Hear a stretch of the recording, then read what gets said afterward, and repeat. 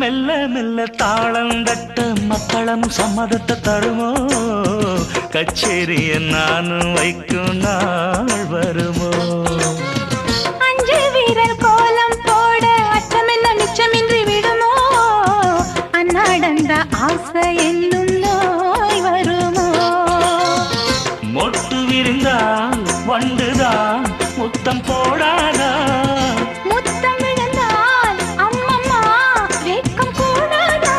கட்டி பிடிச்சிருக்க மெட்டு படிச்சிருக்க எனக்கு ஒரு வரம் கொடு மடியினில் இடம் கொடு சின்ன சின்ன செய்தி சொல்லி வந்ததொரு ஜாதி மல்லி